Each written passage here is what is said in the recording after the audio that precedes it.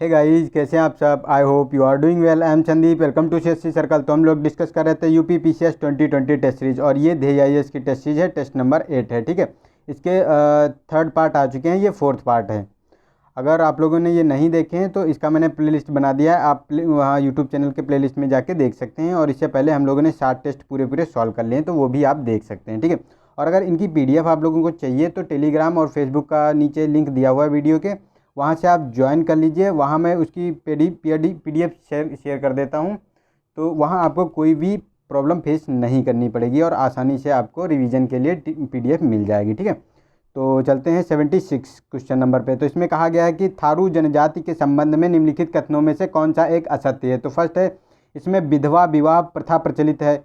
B option है, इसमें संयुक्त परिवार प्रथा है। ये हिंदू धर्म को मानते हैं। उपरोक्त में से सभी कथन सत्य हैं। तो इसका डी ऑप्शन सही है, क्योंकि ये तीनों स्टेटमेंट इसके सही है, क्योंकि संयुक्त परिवार है इसमें, और हिंदू धर्म को मानते हैं, विधवा प्रथा प्रचलित है इनमें। और ये लोग जो हिंदू धर्म का जो दीपावली त्यौहार होता है उसको शोक के रूप में मनाते हैं, और ये मुख्यतः आपको यूपी और उत्तराखंड बिहार में देखने को मिलते हैं। ठीक है, चलते हैं नेक्स्ट क्वेश्चन। इसमें कहा गया है कि निम्नलिखित कथनों पर विचार कीजिए। फर्स्ट है कि भारत में साक्षरता दर में स्वतंत्रता के पश्चात निरंतर वृद्धि हुई है। सेकेंड है कि वर्ष 2011 की जनगणना में महिलाओं की साक्षरता दर में पुरुषों की तुलना में अधिक वृद्धि हुई है। तो ये दोनों हमारे स्टेटमेंट सही हैं, क्योंकि जो हमारी जो वृद्धि दर 2011 में देखने को मिली थी वो लगभग 5% के लगभग तो हमारी पुरुषों में देखने को मिली थी, लेकिन अगर महिलाओं की बात करें तो 11% की वृद्धि दर देखने को मिली थी। और ये कहा है कि स्वतंत्रता के पश्चात कम थी और अब निरंतर वृद्धि हुई है। तो स्वतंत्रता के पश्चात हमको 12% देखने को मिलती है, और इस समय तो हमारी 74% हो गई है। ठीक है, तो ये दोनों स्टेटमेंट हमारे सही हैं। ठीक है, तो 1 और 2, तो हमारा ऑप्शन सी सही हो गया इसमें। ठीक है, चलते नेक्स्ट क्वेश्चन पे। इसमें कहा गया कौशाम्बी स्थित प्रभा सगरी स्थल संबंध है। तो फर्स्ट है बौद्ध स्थल, बी है जैन स्थल, सी है शैव स्थल, और डी है हमारा वैष्णव स्थल। तो इसका बी ऑप्शन सही है, जो जैन से संबंधित है, ये कौशाम्बी स्थित प्रभा सगरिक स्थल। ठीक है, नेक्स्ट है कि किस अनुच्छेद के तहत राष्ट्रपति जेबी वीटो का प्रयोग करता है। तो फर्स्ट ऑप्शन है अनुच्छेद 86, अनुच्छेद 111, अनुच्छेद 112, अनुच्छेद 193। तो इसका बी ऑप्शन सही है, अनुच्छेद 111 के अंतर्गत राष्ट्रपति जेबी वीटो का प्रयोग करता है, यानी पॉकेट वीटो। ठीक है, नेक्स्ट है कि पेनांग द्वीप जेलुबी घाटी टिन खनन क्षेत्र स्थित है, मतलब कहाँ पे स्थित है।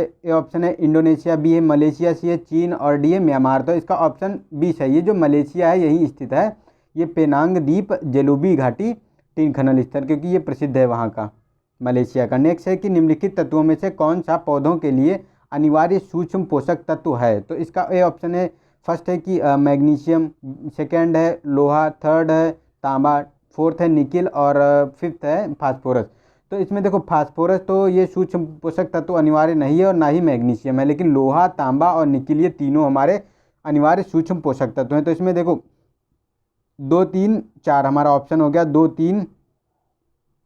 3, 4 ऑप्शन बी हमारा सही हो गया। लेकिन जो ये फास्फोरस, मैग्नीशियम, नाइट्रोजन, सल्फर और पोटाश जो होती है, ये जो हमारे होते हैं ये प्राइमरी मतलब मेजर, ये माइक्रो होते हैं ये वाले जो हमने अभी बताए हैं, और मेजर जो होते हैं जिनको अधिक मात्रा में पौधों की आवश्यकता होती है जिन तत्वों की, उन्हें मेजर न्यूट्रिएंट्स बोलते हैं, मतलब इंपॉर्टेंट इसेंटियल मेजर न्यूट्रिएंट। तो वो होते हैं ये हमारे फास्फोरस हो गया, मैग्नीशियम हो गया, सल्फर हो गया, नाइट्रोजन हो गया और पोटाश हो गया। ठीक है, तो ये आप लोग ध्यान रख सकते हैं। ठीक है, चलते हैं नेक्स्ट क्वेश्चन में। उत्तर प्रदेश में संतरे की पैदावार हेतु कौन सा जिला प्रसिद्ध है। तो फर्स्ट है कि लखनऊ, बी है उन्नाव, सी है मेरठ, और डी है सहारनपुर। तो इसका डी ऑप्शन सही है, सहारनपुर जो है हमारा प्रसिद्ध है, जो खट्टे फलों के लिए, जो संतरे वंतरे के लिए ये बहुत ज़्यादा फेमस है वहाँ का, वहाँ बहुत ज़्यादा मात्रा में इसका उत्पादन होता है। और ये सहारनपुर जो हमारा ज़िला है ये यूपी का सबसे उत्तरी जिला पड़ता है, उत्तर में पड़ता है। ठीक है, तो ये भी आप फैक्ट याद रख सकते हैं। चलते नेक्स्ट क्वेश्चन पे। इसमें कहा गया कि सैन्य बलों या अर्ध सैन्य बलों के मूल अधिकारों पर प्रतिबंध लगाने का अधिकार प्राप्त है। तो ए ऑप्शन है राष्ट्रपति को, बी है उच्चतम न्यायालय को, सी है उच्चतम न्यायालय को, और डी है संसद को। तो इसका डी ऑप्शन सही है, ये संसद को अधिकार दिया गया है कि जो सैन्य और अर्ध सैन्य के बल होते हैं, जो सैन्य बल या अर्ध सैन्य बल होते हैं, उन पर मूल अधिकारों पर प्रतिबंध लगाया जाता है, और इसका आर्टिकल जो है 34 में उल्लेख किया गया है, 34 में। ठीक है, फंडामेंटल राइट्स के अंतर्गत आते हैं ये।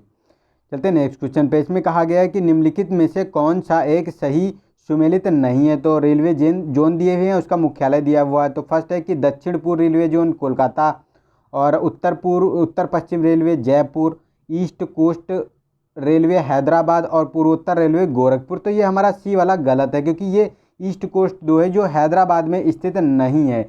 ये आपको देखने को मिलता है भुवनेश्वर में, ठीक है, उड़ीसा के भुवनेश्वर में ये ईस्ट कोस्ट देखने को मिलता है। और ये पूर्वोत्तर रेलवे का गोरखपुर में है, दक्षिण पूर्व रेलवे का कोलकाता मुख्यालय है, और उत्तर रेलवे का जयपुर है। ये न्यूज़ में ये क्वेश्चन क्यों बनाया गया, क्योंकि ये बहुत ज़्यादा न्यूज़ में था। अभी तक 17 रेलवे जोन थे, अब 18वां एक नया रेलवे जोन बनाया गया है, जो दक्षिण तटीय रेलवे बनाया गया है गोरखपुर में, ठीक है। इसीलिए ये ज़्यादा न्यूज़ में है, तो इसीलिए आप लोग इसको ध्यान रख सकते हैं। ऐसे क्वेश्चन बहुत जल्दी पूछे जाते हैं, जो कोई रिफॉर्म होता है तो उसके बैकग्राउंड से क्वेश्चन पूछ लिए जाते हैं, ठीक है। नेक्स्ट है कि निम्नलिखित ऋग्वैदिक कालीन देवताओं में कौन एक आंधी का देवता है। तो फर्स्ट है मारुत, बी है अश्विन, और सी है मित्र, और डी है उषा। तो इसका जो आंधी का देवता की बात करें तो इसका ए ऑप्शन सही है, मारुत। मारुत को आंधी का देवता कहते हैं, लेकिन जो अश्विन होता है इसे चिकित्सा के देवता कहते हैं, ठीक है, जो ऋग्वैदिक कालीन के देवता थे। चलते नेक्स्ट क्वेश्चन में। इसमें कहा गया कि निम्नलिखित में से किस एक में न्यूनतम पुरुष साक्षरता पाई जाती है। तो फर्स्ट है अरुणाचल प्रदेश, बी है मेघालय, सी है त्रिपुरा, डी है आंध्र प्रदेश। तो इसका ए ऑप्शन सही है, मेघालय में सबसे कम मतलब जो साक्षरता पाई जाती है इन राज्यों से सबसे कम पाई जाती है। यहाँ लगभग आपको देखने को मिलेगी 67% की साक्षरता पाई जाती है। लेकिन सबसे कम अगर बात करें कि कहाँ पुरुष साक्षरता पाई जाती है, तो बिहार में ये 62% देखने को मिलते हैं, ठीक है।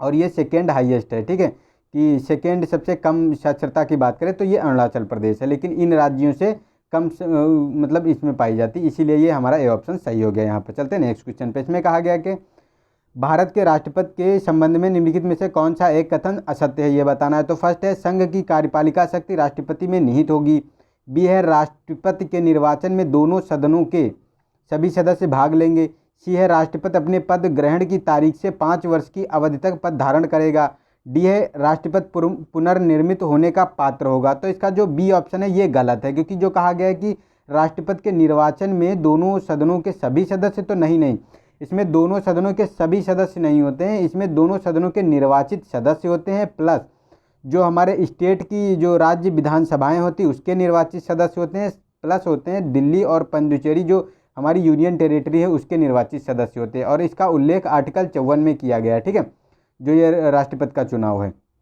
चलते हैं नेक्स्ट क्वेश्चन में। और ये सारे सही हैं, क्योंकि हमारे ये पुनर्निर्मित का पात्र भी होता है और 5 वर्ष की अवधि तक ये रहता है अपनी पद ग्रहण से, और कार्यपालिका की शक्ति जो है इसी में निहित होती है। चलते नेक्स्ट में। इसमें कहा गया कि संयुक्त राज्य लोक सेवा आयोग के सदस्यों व कर्मचारियों की संख्या व सेवा शर्तों का निर्धारण किया जाता है। तो फर्स्ट है कि राज्यपाल द्वारा, संसद द्वारा, राष्ट्रपति द्वारा, और डी ऑप्शन है केंद्र सरकार द्वारा। तो इसका सी ऑप्शन सही है, जो ये राष्ट्रपति होता है यही संयुक्त राज्य लोक सेवा आयोग के सदस्यों की संख्या व सेवाओं शर्तों का निर्धारण करता है।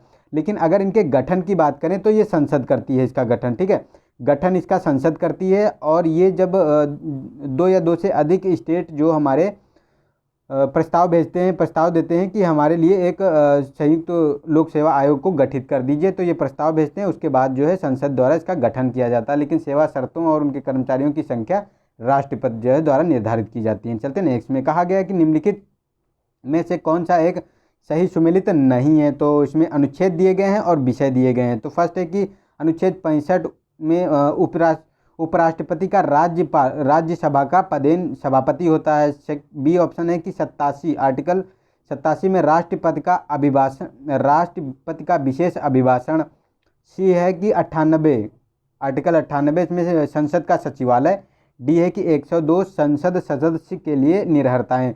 तो इसका ए ऑप्शन ये हमारा गलत है, क्योंकि उपराष्ट्रपति जो होता है ये राज्यसभा के पदेन सभापति के रूप में आर्टिकल 64 में इसके बारे में बात की गई, ना कि 65 में। तो ये काम करता है उपराष्ट्रपति, जब राष्ट्रपति नहीं होता है तो उपराष्ट्रपति राष्ट्रपति के रूप में काम करता है आर्टिकल 65 के अंतर्गत, ठीक है।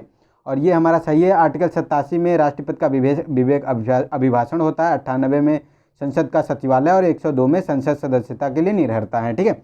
नेक्स्ट है कि निम्नलिखित में से कौन एक विषय संसद के साधारण बहुमत द्वारा संशोधित नहीं किया जा सकता। फर्स्ट है कि राज्य भाषा का प्रयोग, बी है छठी अनुसूची, सी है संसद के गढ़ पूर्ति और डी ऑप्शन है कि सातवीं अनुसूची। तो इसका डी ऑप्शन है, ये जो सातवीं अनुसूची होती है इसका जो है विशेष बहुमत से इसमें संशोधन किया जा सकता है और इसके लिए आपको संविधान का संशोधन करना पड़ता है, ठीक है, ना कि साधारण संशोधन से इसमें कुछ किया जा सकता है। लेकिन ये जो राजभाषा का प्रयोग और छठी अनुसूची और संसद की गढ़ पूर्ति, इन तीनों के लिए साधारण संसद मतलब साधारण बहुमत से ही इसमें संशोधन किया जा सकता है, ठीक है। चलते नेक्स्ट क्वेश्चन पे। इसमें कहा गया है कि बच्चों के रोग संबंधी अध्ययन को कहते हैं। तो फर्स्ट है चाइल्डियोट्रिक्स, बी ऑप्शन है कि पेडियोट्रिक्स, या और इसी ऑप्शन है ओल्डियोट्रिक्स, डी है इनमें से कोई नहीं। तो इसका बी ऑप्शन सही है, जो पोडियाट्रिक्स होती है, इसी में बच्चों के रोगों से संबंधित अध्ययन किया जाता है, इसी में इसका पूरा विवरण दिया गया है। चलते हैं नेक्स्ट में। इसमें सूची 1 को सूची 2 से मिलान करना है। तो फर्स्ट में दिया गया है कि मेटाबॉलिक क्रिया, तो मेटाबॉलिक क्रिया जो होती है वो थायरॉक्सिन हार्मोन नियंत्रित करता है। अग्निरोधक कपड़ा, ये अल्युमिनियम सल्फेट से बनाया जाता है। कीट नियंत्रक की बात करें तो ये रोडेंटिसाइड होते हैं।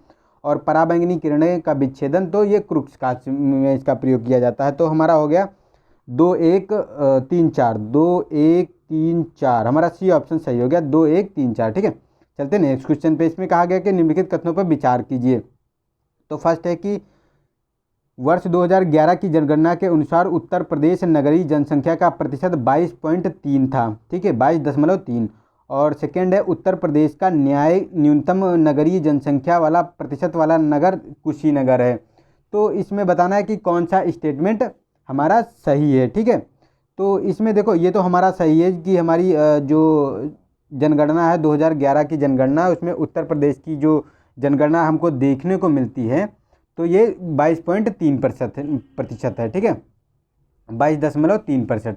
लेकिन ये जो कहा गया है कि ये उत्तर प्रदेश का न्यूनतम नगरीय जनसंख्या वाला प्रतिशत कुशीनगर है, तो ये नहीं है, क्योंकि जो सबसे कम जो जनसंख्या प्रतिशत में अगर नगरी की बात करें तो ये श्रावस्ती में आपको देखने को मिलती है, ना कि कुशीनगर में। तो हमारा केवल एक स्टेटमेंट सही हो गया, दूसरा गलत हो गया। चलते नेक्स्ट में। इसमें कहा गया कि उत्तर प्रदेश का सर्वाधिक लिंगानुपात वाला जिला कौन सा है, तो बताना है। तो फर्स्ट है आजमगढ़, बी है देवरिया, सी है जौनपुर, डी है गौतम बुद्ध नगर। तो इसका सी ऑप्शन सी है, जौनपुर जो है ये सबसे ज़्यादा जो लिंगानुपात वाला जिला है उत्तर प्रदेश का, और इसमें 1024 स्त्रियां हैं 1000 पुरुष पे, ठीक है।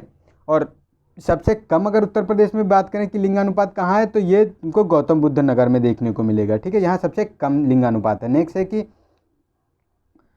महाराष्ट्र में वरकरी संप्रदाय की स्थापना की गई थी, तो किसके द्वारा, मलूक दास द्वारा, ए ऑप्शन, बी नामदेव द्वारा, और सी तुकाराम द्वारा, डी है नरसिंह मेहता द्वारा। तो इसका सी ऑप्शन सही है, ये 17वीं शताब्दी में जो तुकाराम द्वारा इसकी स्थापना की गई थी वरकरी संप्रदाय की, ठीक है। चलते नेक्स्ट में। निम्नलिखित प्राचीन कालीन नगरों में से किस एक को अपने ऐश्वर्य और समृद्धि के लिए महोदया नगर कहा जाता था। तो फर्स्ट है कि अयोध्या, बी है वारंगल, सी है कन्नौज, और डी है प्रयागराज। तो इसका ऑप्शन हमारा सही है सी, कन्नौज।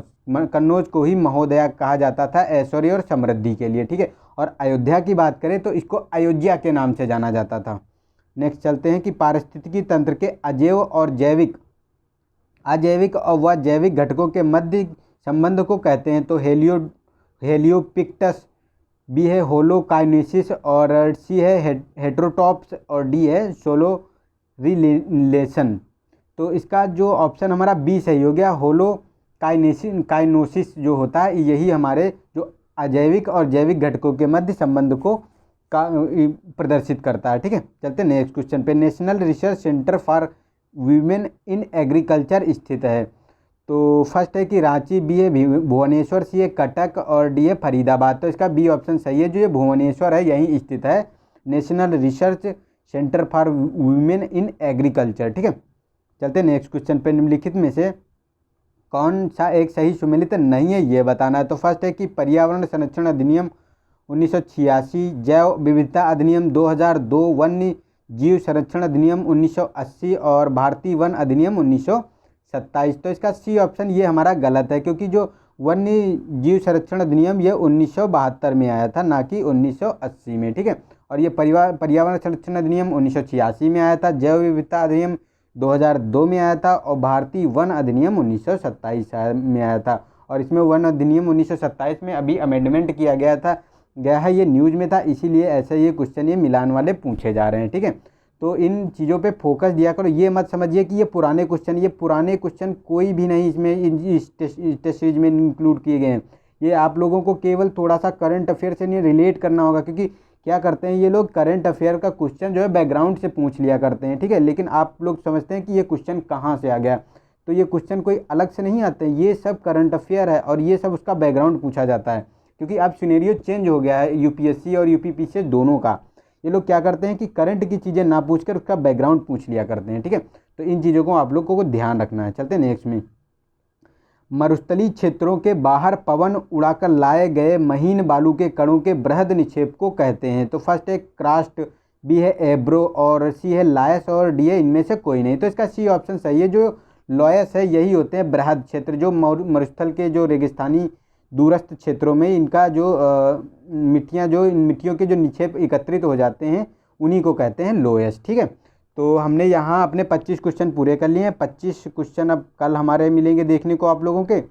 और अगर वीडियो पसंद आया तो इसे लाइक करें, अपने दोस्तों को शेयर करें। ठीक है, वीडियो देखने के लिए धन्यवाद। मिलते हैं नेक्स्ट वीडियो में, तब तक के लिए नमस्कार। जय हिंद, जय भारत।